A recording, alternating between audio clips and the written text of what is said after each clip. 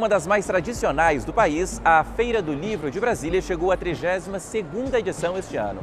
Como sempre, movimentou corredores, atraiu centenas de autores e encantou milhares de visitantes. E a gente acompanhou as novidades aqui da feira e entrevistou 2 escritores de Brasília. Lincoln Lacerda nasceu aqui mesmo, já Elaine Elesbão adotou a cidade. Elaine diz o que pensa, sonha e desabafa por meio dos livros. E já tem 4 publicados. A trilogia A Escalada de Eva e Risco Calculado. Tudo bem, Elaine? Bem-vinda. Muito obrigada, Paula. É um prazer estar aqui no Iluminuras com você. Que bom. A gente está aqui na Feira do Livro. O que uma feira significa para o autor? Quais são os pontos positivos da feira para o autor? Eu acho que é estar mais próximo do público, poder falar do seu trabalho de uma forma que facilita, né, ele explicar, envolver o leitor, né? E o boca a boca é muito importante, né, pro autor. Mas essa troca, né, encontrar o seu leitor, dar um abraço, tirar uma foto, para mim é emocionante. Eu gosto muito. O processo de escrita é solitário, né? É muito. Essa parte não. Essa parte não, essa é a parte melhor. Interagir com o leitor, eu adoro. Sempre gostei, tenho o maior prazer em fazer isso. Agora, há muitos adultos, muitas crianças, muita gente circulando pela feira. Sim. Esse é o principal prêmio? É sim. Quando a gente vê uma feira, né, de livros, cheia de gente, folheando, mexendo nos livros, interessado, dá um prazer tão grande. A gente enche o coração de esperança, né? Ainda tem jeito, a gente ainda vai conseguir formar leitores, né? Vendo essas crianças tão empolgadas nas contações de histórias, né? Mexendo nos livros, folheando com tanta intimidade, com tanto prazer, brilho no olho. Você fica muito feliz, né? Como autor, como escritor, como incentivador da leitura e da literatura nacional, né? Falando em criança, você lê desde pequenininha, não é isso? Sempre, sempre. A minha maior vontade era aprender a ler, né? Para poder ler revistinhas, gibi, que eu não entendia nada. Eu via as figuras, então eu tinha paixão por aprender a ler. E aprendi praticamente sozinha. De tanto folhear, eu aprendi a ler. Mas alguém incentivou? Minha mãe. A minha mãe, ela começou a me ensinar, eu pedia, perguntava, e ela teve a paciência de sentar comigo e explicando, até que eu achei que tinha lógica e aprendi. E como é que essa grande leitora virou escritora? Eu sempre quis escrever, então eu fazia diários, mas no dia a dia, na vida, né, eu tive que escolher uma profissão rentável. Até porque a minha condição social, eu era uma pessoa, né, de baixo poder aquisitivo. Então fui estudar, fazer concurso. A literatura me ajudou muito, a leitura me ajudou muito, porque estudar para concurso é ler e é compreender texto. Então eu passei no concurso e me envolvi na minha atividade profissional, casei, fui mãe. E aí quando eu entrei nos 40 anos, eu falei, eu tenho que fazer alguma coisa para mim, por mim. E aí eu resolvi escrever, mas começou com uma brincadeira que se tornou um vício, e uma das coisas mais importantes da minha vida hoje é escrever. Você começou logo com um romance, mais do que isso, com uma trilogia. Sim. Por quê? Porque eu não conseguia escrever pouco, né? Eu acho que a ânsia, né, tantos anos guardados, né, essa vontade de escrever, que eu não conseguia escrever uma história pequena. E eu escrevi de uma vez só, né? Foram mais de 1000 páginas, que aí depois eu falei, vai ficar difícil publicar, vou dividir numa trilogia. A Escalada de Eva está aqui comigo. Explica pra gente, qual é a história? Essa é a história da Eva, que é uma menina que cresce com um grande amigo, que tinha alguns irmãos, o filho caçula, e a mãe não o rejeitava de alguma forma. Ela, filha de um advogado famoso, a mãe acompanhava o pai. Então, de certa forma, eles cresceram juntos, um cuidando da solidão do outro. Eles crescem, começam um relacionamento amoroso e ele falece. E aí começa todo o processo de transformação da Eva, de uma pessoa que estava se preparando para ser esposa, para ser mulher de um médico, para ser uma grande advogada que assume o escritório da família e muda completamente a forma dela de ser, né? Se torna uma pessoa fria, até que no dia de aniversário de 10 anos da morte do Nicolas, que é o grande amor da vida dela, no escritório dela de advocacia, ela se depara com uma pessoa que é exatamente igual a quem ela perdeu fisicamente. E aí começa todo um processo para ela descobrir quem é essa pessoa, por que a semelhança, e é um resgate de autoestima, de empoderamento, de amor dos dois personagens. tanto da Eva como do Thomas, que é o que se parece com o Nicholas. E no final a gente vai ver que toda essa história sempre esteve entrelaçada, a história de todas as vidas e das famílias dessas pessoas. Essa é a história que a gente encontra aqui. É. O que a gente não encontra aqui? Conta curiosidades aqui pra gente. Você não encontra aí as partes que eu tirei, né? Porque esse livro era enorme e aí eu guardei, li, reli, cortei partes, fiz o livro 1, separei 2 e 3. E cada vez que eu ia lançar o livro, o segundo, eu lia de novo, eu cortava, eu mexia, porque eu sou super perfeccionista. E o que eu mais sofri foi para escrever o livro 2, porque a personagem toma um rumo que a gente não vê muito nos livros de romance, né? E ela tomou uma atitude que eu acho que a mulher de hoje em dia toma, mas que foi muito sofrido para mim esse processo, até para mostrar que a gente às vezes faz escolhas que não são certas, mas que são escolhas e que a gente às vezes tem que pagar por elas. Então, cada livro, né, que eu escrevi, eu cortei, eu inseri, todos. Até hoje eu faço esse processo. Até falando sobre isso, como é que é o seu processo de escrita? Quando, como é que você escreve? É assim, ó, a história começa a surgir, a formar na minha cabeça.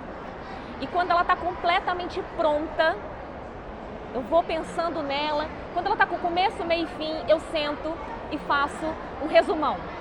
Aí depois eu faço a sinopse. Depois eu escrevo o fim da história. Eu escrevo o prólogo, eu escrevo o epílogo todinho e depois eu faço o prólogo, imediatamente. Aí depois eu vou recheando a história todinha, porque eu acho que se eu sei como acaba, eu sei como começa, e aí eu não deixo furo na história. Porque se eu sei como termina, eu sei como ligar todas essas pontas. E sempre nos meus livros tem mistério, tem suspense. Eu dificulto, assim, não quero ser clichê, nem quero ser óbvia, né? Então, eu sempre começo pelo fim. Agora, como é que surgem as ideias? Todas na sua cabeça, de filmes, de outros livros? Em que você se baseia? Bem, assim, a trilogia foi toda da minha cabeça. Surgiu a história do nada.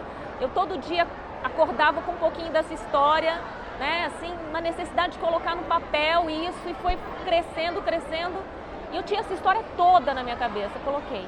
Mas Risco Calculado não, Risco Calculado foi assistindo uma reportagem sobre violência contra a mulher, né, e aí isso ficou na minha cabeça, e logo depois, eu lendo Shakespeare, eu li uma frase que é o que eu coloquei na orelha, e aí eu pensei, eu quero escrever sobre isso, e eu quero escrever um livro que tenha pedofilia, abuso de fragilidade, que tenha estupro, mas tudo isso escrito de uma forma não romantizada e tudo isso escrito de uma forma em que eu mostre que a vítima, ela pode deixar de ser vítima.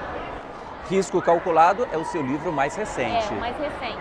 E gerou inclusive uma palestra que você deu aqui na feira. Sim. Como é que foi? Qual foi o tema? Você já falou um pouquinho, mas explica mais pra gente. O tema da palestra foi o perigo da romantização da violência contra a mulher na literatura autopublicada. Eu dei essa palestra junto com uma psicóloga, autora de Um Soco na Alma, que é a Wilza Meirelles. E a nossa preocupação sempre foi nessa literatura que não tem nenhuma supervisão, como em mangás, fanfics e no Wattpad, em que as pessoas romantizam a violência. E como a gente sabe que a literatura é tão importante para a formação do indivíduo e que é muito importante para incentivar a imaginação, estimular a fantasia, eu ficava muito preocupada com o papel da pessoa que escreve e com o papel da pessoa que lê. Eu acho um absurdo um autor achar que ele tem liberdade de escrever qualquer coisa sem se preocupar com o crime. E isso, como que isso vai na cabeça das pessoas, né? Uma vítima que lê ou um abusador que lê isso, ele se sente preparado, se sente, como é que eu vou dizer a palavra certa? Empoderado, talvez? Não, fortalecido? eu acho que não é empoderado, eu acho que ele se sente legitimado. Eu cometi essa violência, mas olha só quantas pessoas estão lendo e estão aprovando. E a vítima, eu passei por essa violência, eu me senti abusada, mas olha quantas pessoas estão dizendo que o outro está certo. Então, eu sou culpada, reforçando que a vítima a culpa pode ser dela. E romantizar uma violência, para mim, é apologia a crime. O autor pode escrever sobre tudo, mas a condução dessa história, ela tem que ter uma preocupação, né, com aquilo que ele está passando. Eu posso escrever sobre estupro, sobre violência, mas eu não posso romantizar isso. E você abordou na palestra e aborda esse tema no livro. Sim, abordo. A violência está aí, mas não de maneira romantizada. A gente sabe que o agressor é agressor, que a vítima é a vítima, e eu já começo esse livro com ela fugindo dessa situação. Agora, uma curiosidade, você não é de Brasília, não nasceu em Brasília, mas adotou Brasília, está aqui há muitos anos. Brasília está nos seus livros? Tá, nesse livro, inclusive, ela foge para Brasília. Agora, como é que você faz para isso? Para mostrar onde eles estão? Há muita descrição. O que você gosta na hora de escrever? Muita descrição, uma história diferente? Você fala dos personagens, qual que é o seu estilo? Eu me centro muito mais nos diálogos e nas personagens. Eu não sou extremamente descritiva porque eu acho um pouco cansativo, até como leitora. Mas eu dou referências que as pessoas que moram aqui em Brasília sabem do que eu estou falando e quem não mora consegue visualizar. Mas eu procuro sempre ser sucinta. Eu não gosto daquela descrição extremamente detalhada, né? Eu gosto de uma literatura mais fluida. Nesse livro eu começo um capítulo no presente e outro no passado. E vou alternando até que o passado e o presente se encontrem. Bom, a gente já falou aqui dos 4 livros, da trilogia e do livro mais recente, mas eu sei que tem mais um aí quase pronto. Tem, Efeito Reverso, que vou publicar ainda esse ano, que trata também de empoderamento feminino, né? E eu vou abordar prostituição, vou abordar também abuso psicológico, superação, redenção, né? E o Efeito Reverso trata disso. Quando a sua vida é um drama, como é que você pode fazer para que ele deixe de ser? Como é que está a recepção dos seus livros aqui na feira? Você tem vendido, tem apresentado seus livros? Sim. Como é que foi? Muito boas, inclusive porque muita gente já me conhecia do Facebook, né, da internet, vem aqui me visitar, vem aqui me ver, já tem os outros 3 livros, vem buscar o 4º livro, né? Eu recebo muito esse carinho e até porque eu estou aqui com um grupo de escritoras da EF, nosso stand tem mais outras 13 escritoras, então chama um pouquinho de atenção, as pessoas entram para ver os livros, para falar com a gente, para conversar e acaba sempre adquirindo um livro meu ou de uma das minhas colegas e é um projeto muito legal também, né, feminino. Até para terminar com esse projeto, fala dele resumidamente para a gente. Nós somos um grupo de escritoras, chamado Escritoras DF, que estamos nos reunindo para tentar trazer a literatura de autoria feminina e de Brasília para Brasília. E aí a gente está pensando em fazer vários projetos, tratando de autoestima, de empoderamento, né, levando essa literatura para mais mulheres, para mais pessoas, para que a gente possa ser lida e para a gente possa também mostrar o nosso trabalho. Ok, boa sorte. Muito obrigada. Obrigado pela entrevista, pela presença aqui no Iluminuras. O prazer foi todo meu. Bom, isso foi só o primeiro trecho aqui do Iluminuras. Depois do intervalo, a conversa continua. A gente fala mais sobre literatura aqui da Feira do Livro, dessa vez com o escritor Lincoln Lacerda. É um minutinho só, não saia daí.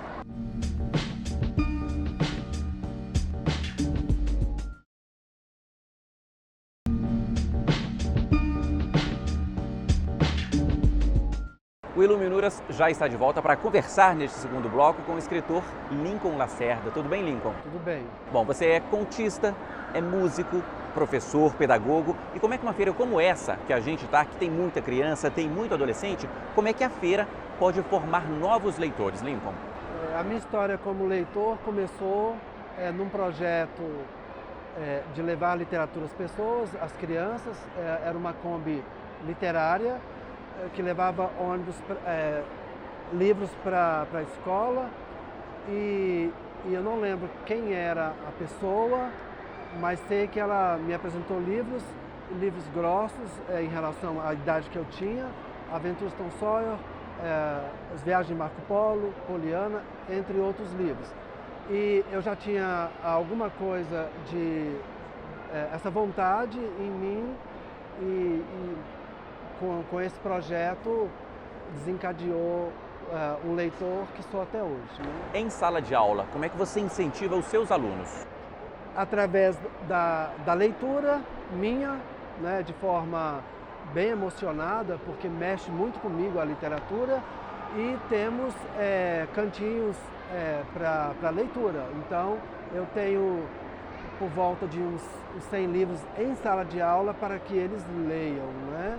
E nós fazemos teatro com os livros, discussões, leituras, né? Fruição, no caso. Né? Você me contava uma história boa aqui, uma história engraçada aqui, que quando você era criança, adolescente, não me lembro ao certo, Você morava numa casa, uma outra pessoa morava numa casa e te via lendo sempre. A casa era alugada quando eu fui para Vila Velha, Espírito Santo. Então eu fui morar num bairro longe da praia, não tinha como alugar na praia, porque não era veraneio. Então a dona da casa morava no fundo e tinha uma estante de livros do avô dela, que não cabia os livros na casa dele mais. E toda vez que ela passava, ela me via lendo, ligou para o avô: olha, o rapaz aqui não sai dos livros. E ele falou: dá para ele. Aí eu mudei para a praia e levei já a estante por volta de uns 100 livros, que alguns estão comigo há 35 anos, né?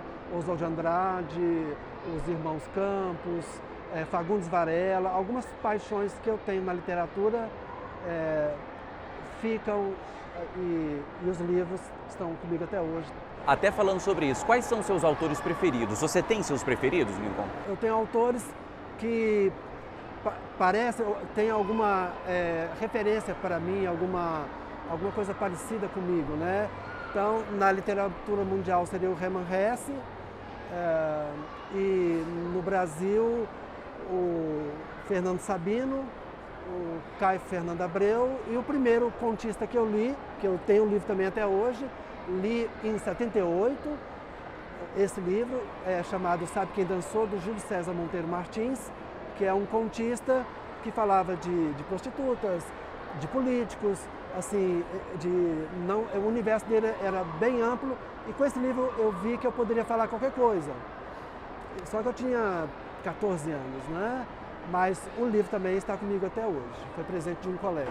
E como é que foi o seu salto de ser leitor e também virar escritor, não só leitor?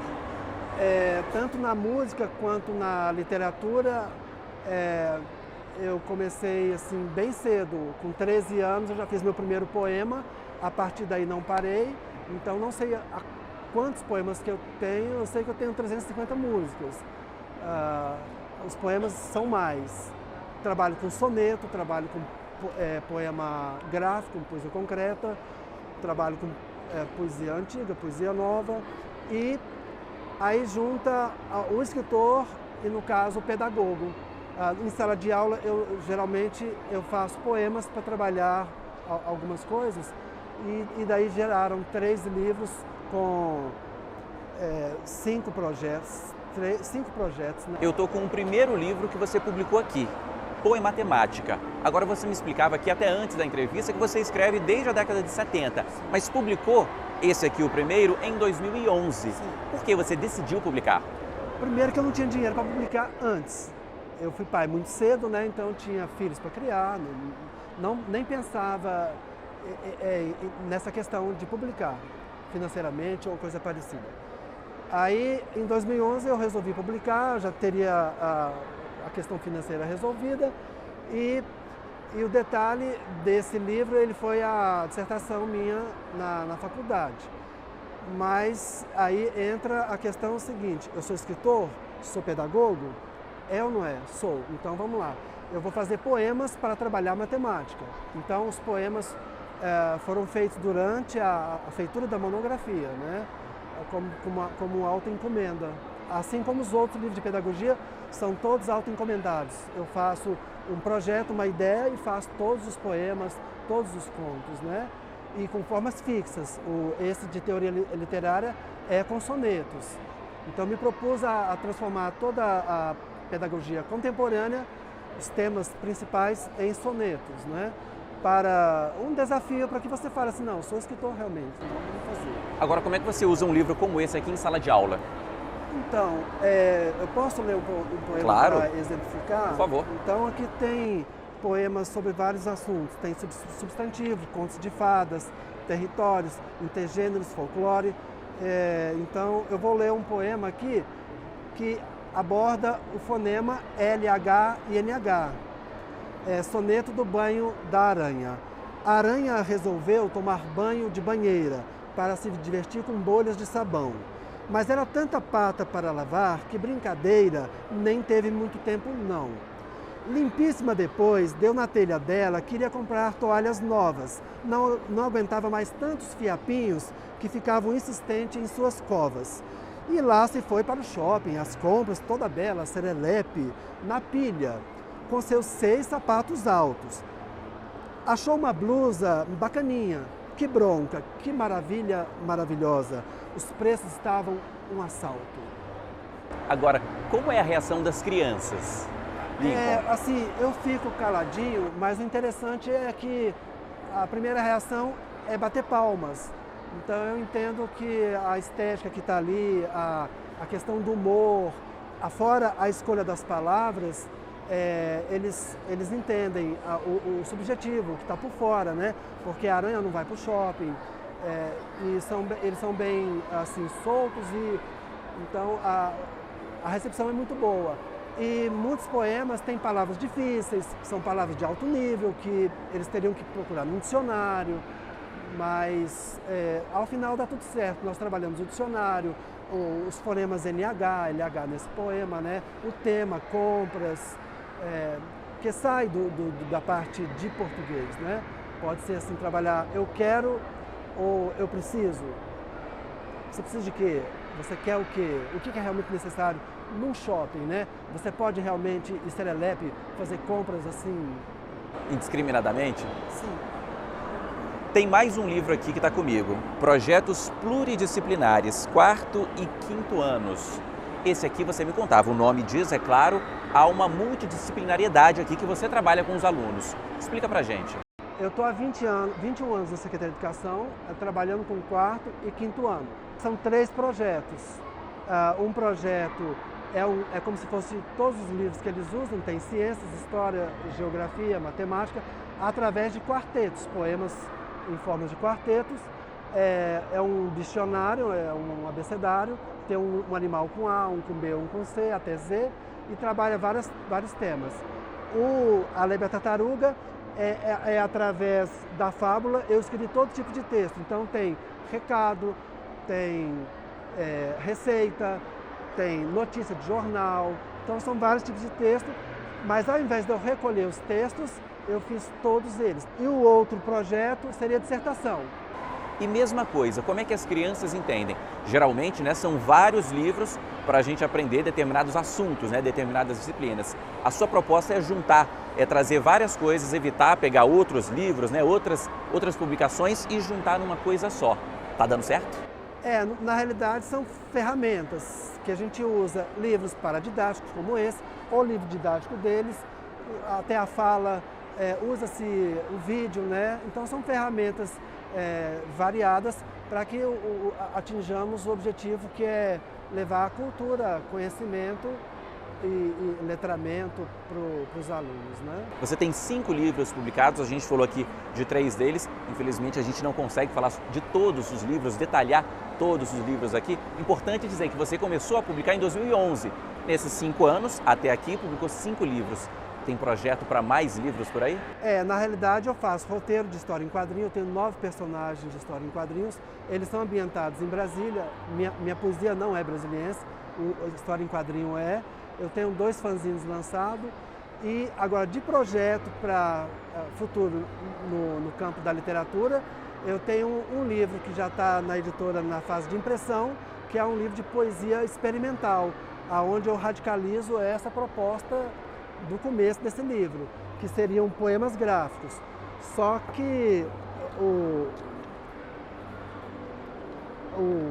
o livro em si, que eu estou fazendo, está sendo impresso, é um livro com 2 temas e eles usam apenas uma palavra.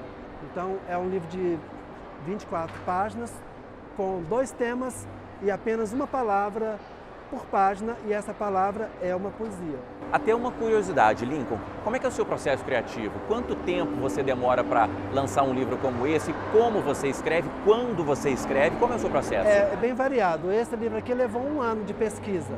Assim, tem a parte de você escrever os poemas, né? Mas a pesquisa dele levou 1 ano para que ele fosse formatado no que a Secretaria de Educação, o MEC, ou até os organismos internacionais entendem como pedagogia contemporânea. Então foi feito um estudo, então ele levou 1 ano para ser formatado. Mas encomendado ou não, os meus poemas eles vêm através de uma palavra ou uma frase. Essa frase ela vai continuar sendo feita, sempre na cabeça, quase nunca no papel, e eles vão obedecer um formato que vai ser concreto, quarteto, e também escrevo em forma de sonetos, né? Então são formas fixas. Eu quase nunca faço um poema branco no sentido assim de não ter uma formatação. Ok.